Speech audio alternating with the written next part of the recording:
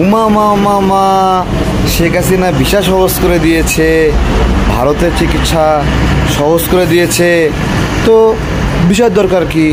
শ্বশুর বাড়ি, ভাইয়ের বাড়ি, বোনের বাড়ি, মামার বাড়ি ভিসা লাগে? লাগে না। সহজ করার কি আছে? লজ্জা নাই?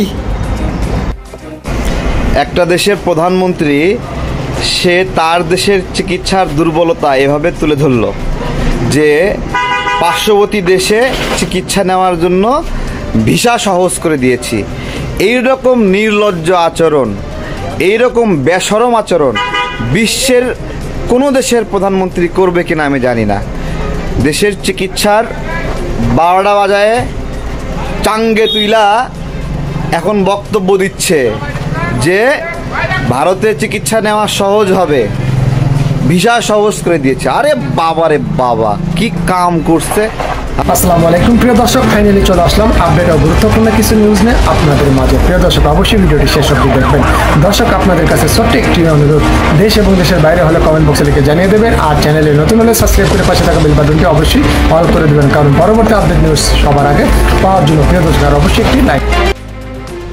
উমা মা মা মা শেখ হাসিনা ভিসা সহজ করে দিয়েছে, ভারতের চিকিৎসা সহজ করে দিয়েছে। তো ভিসার দরকার কি?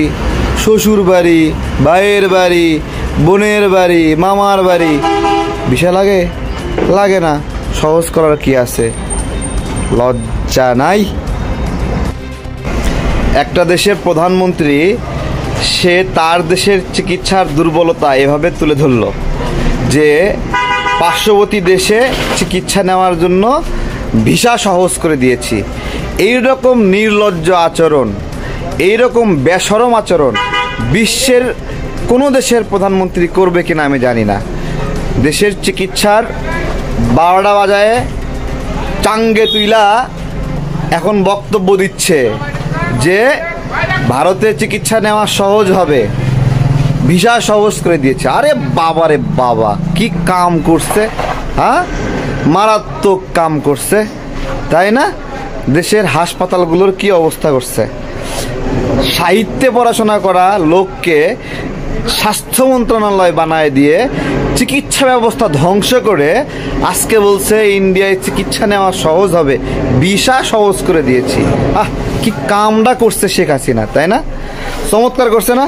কিও ভাই ব্রাদার, বড় ভাই, চাচা, খালু, সবাই শুনছেন নি? আপনাদের নেতৃত্ব মারাত্মক কাজ করছে, একবারে মানবতা মানে ডুঙ্গি উল্টায় ফেলছে। হ্যাঁ, দেশে যথেষ্ট ভালো মানের চিকিৎসক রয়েছে, কিন্তু সমস্যা কি? হাসপাতালগুলোতে দুর্নীতি হয়, মেশিনগুলো নষ্ট, অপরিচ্ছন্ন, দায়িত্ব নাই, হাসপাতালে সঠিক সময় ডাক্তার আসে না। এই হলো সামগ্রিক অবস্থা।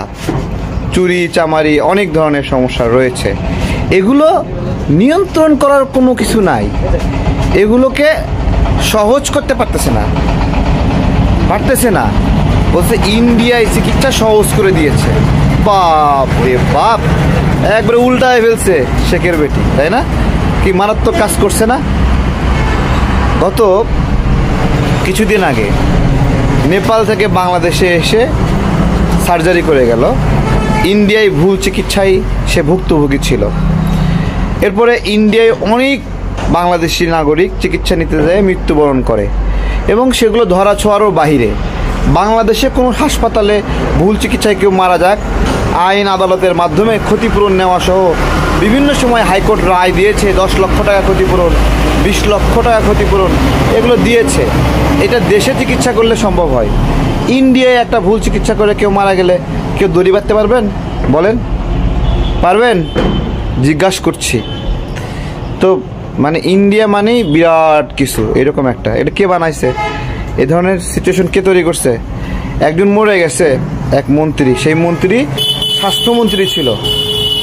হ্যাঁ, শয়তান চুরি চামারি কইরা ছেলেদের নামে বিরাট সয় সম্পত্তি করে মরে গেল, এবং সেই মরা স্বাস্থ্যমন্ত্রী নিয়ে ফেসবুকে লেখার কারণে ছাত্রকে গ্রেপ্তার করা হয়েছিল। মনে আছে? মনে আছে? নেই? ওনার নাম কি বলেন তো আপনারা সবাই কমেন্টে নামটা বলে দিয়ে যান। হ্যাঁ, চোর চোর।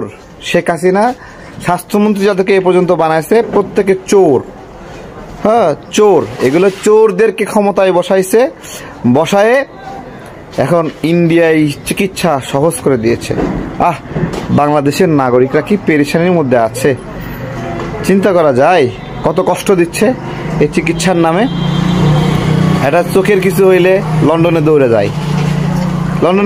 ওবায়দুল কাদের অসুস্থ, সিঙ্গাপুরে গেল। হ্যাঁ, বাংলাদেশে হচ্ছে না, মারাচ্ছে না বাংলাদেশে। বাংলাদেশে যে তোমরা দায়িত্ব থাকা অবস্থায় বাংলাদেশে চিকিৎসা হচ্ছে না, তাহলে তোমাদের দায়িত্ব থাকা দরকার কি?